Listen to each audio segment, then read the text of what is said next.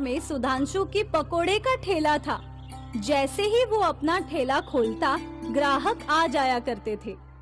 मुझे 1 प्लेट प्याज के पकोड़े। मुझे आलू के पकौड़े। सुधांशु बहुत खुश था क्योंकि उसका व्यापार बहुत अच्छा चल रहा था। सुबह से शाम तक उसके ठेले पे हमेशा ग्राहकों की भीड़ लगी रहती थी। अरे भाई, 2 प्लेट प्याज के पकौड़े और 1 प्लेट आलू के पकौड़े दे दो। ये लो भाई। अरे भाई, मैं तुमसे रोज पकौड़े खरीदता हूँ, कभी तो कुछ पकौड़े ज्यादा दे दो। भाई, मैं माप से ज्यादा अपने घर वालों को भी नहीं देता। लेना है तो लो, वरना आगे बढ़ो। ठीक है, दे दो। सुधांशु के परिवार में उसकी पत्नी सुधा थी। आ गए आप? मैं आप ही का इंतजार कर रही थी। पता है, मेरी सहेली के पति ने उसे नया हार दिलवाया है और एक आप है जो कभी कुछ नहीं दिलवाते हो। अच्छा, पिछले महीनों तो तुम्हारे लिए नई साड़ी लाया था। हाँ हाँ, याद है, वो भी सेल में से। सेल हो या ना हो, पर मैंने लाई तो थी ना। तुम जैसा कंजूस पति मैं कभी नहीं देखा। हर महीने अपने लिए नए नए कपड़े खरीदते रहते हो और 1 महीने तुमने मेरे लिए साड़ी क्या खरीद ली तो इतना बोल रहे हो। क्यों ना खरीदूं, आखिर पैसे भी तो मैं ही कमाता हूँ। मतलबी। सुधांशु स्वभाव से मतलबी था। वो सिर्फ अपना भला सोचता था। सुधांशु के पकोड़े की दुकान अच्छी चल रही थी। उसकी आमदनी भी बहुत अच्छी थी। अचानक एक दिन सुधांशु के दुकान के सामने एक और ठेला खुला, गौरव का आलू पफ का ठेला। नया ठेला देखकर ग्राहक वहाँ चले गए। अरे भैया, ये क्या है? ये शहर के मशहूर आलू पफ हैं। दीदी, आप एक बार खाओगी तो बार बार मांगोगी। ठीक है भैया, दे दो। अभी लीजिए। गौरव ने उस औरत को आलू पफ दिया। औरत ने आलू पफ चखा और वो खुश हो गई। ये तो बहुत अच्छी है, अब से मैं रोज यही खाऊंगी। वैसे भी कौन उस कंजूस पकोड़े वाले से पकोड़े खरीदेगा?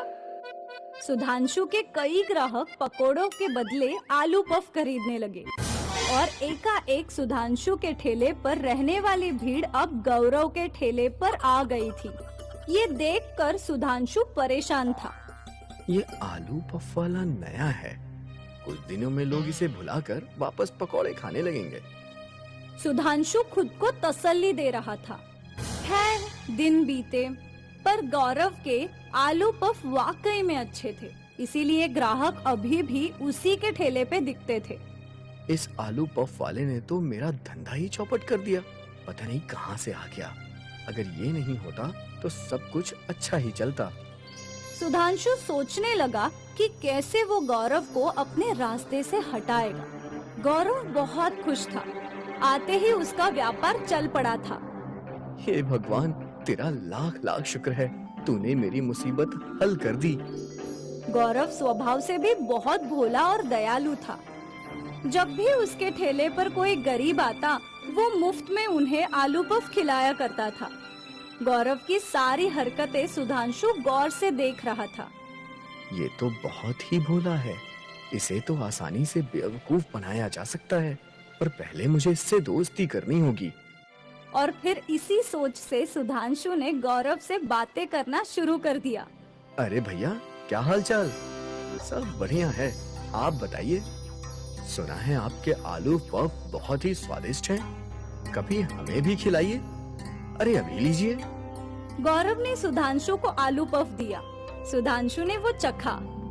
अरे वाह, ये तो बढ़िया है, एकदम नया आइटम है, खाकर मजा आ गया। आपको अच्छा लगा ना? यही काफी है। ये आइटम तो आपको बड़ी दुकान खोलकर बनाना चाहिए। चाहता तो मैं भी यही हूँ, पर दुकान खोलने के लिए पैसा नहीं है। वैसे मैं भी दुकान खोलने वाला हूँ। अगर तुम्हें ठीक लगे तो एक साथ दुकान खोलते हैं, जिसमें 2 काउंटर होंगे।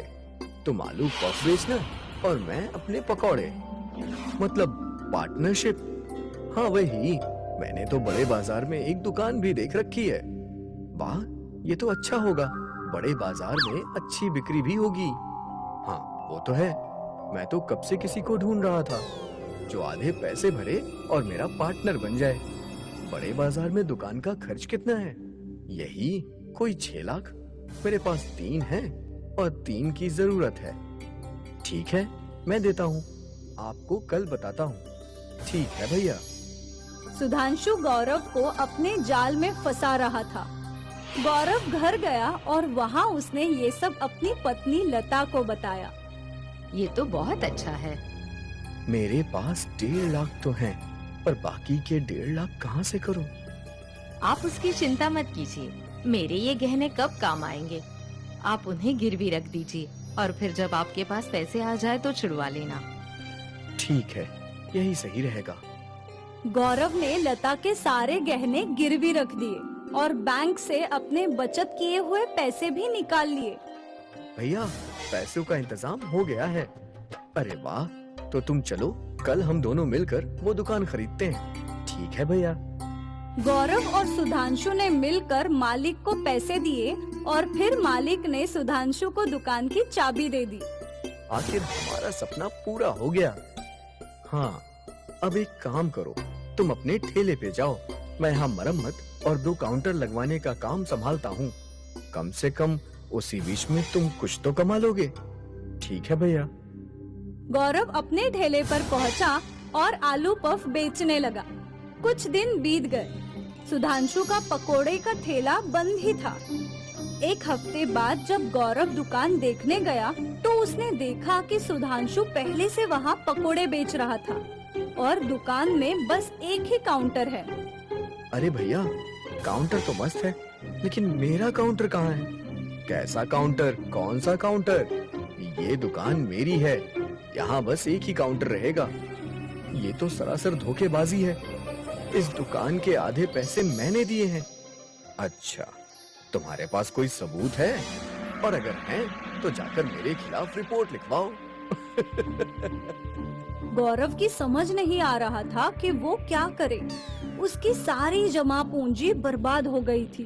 गौरव रोते हुए जंगल की ओर चल पड़ा। हे भगवान, ये क्या कर दिया? मैंने क्या सोचा था और ये क्या हो गया? इससे अच्छा तो मुझे मार ही देता। गौरव का रोना सुनकर वृक्ष देवी उसके सामने आई। गौरव, तुम्हें परेशान होने की जरूरत नहीं। तुम तो एक अच्छे इंसान हो। तुमने कई लोगों की मदद की है और वही अच्छाई आज तुम्हारे काम आएगी। वो कैसे? इस पेड़ के ताने में हाथ डालो, जो भी तुम्हें मिलेगा वो तुम्हारा है। ठीक है। गौरव ने पेड़ के तने में हाथ डाला तो उसके हाथ में सोने के सिक्के लगे। गौरव ने मुट्ठी भर के सिक्के बाहर निकाल लिए। धन्यवाद आपका, बहुत बहुत धन्यवाद। इस सोने से मेरी जिंदगी बदल जाएगी। याद रहे, अच्छे काम करना मत भूलना। मैं हमेशा लोगों का भला करते रहूंगा। गौरव ने लता के गहने छुड़वा लिए, नया घर ले लिया और एक दुकान भी खरीद ली। आखिर उसे जो भी चाहिए था वो सब मिल गया। वहाँ दूसरी ओर सुधांशु की बुराई की वजह से उसका व्यापार डूब गया। उसे दुकान बेचनी पड़ी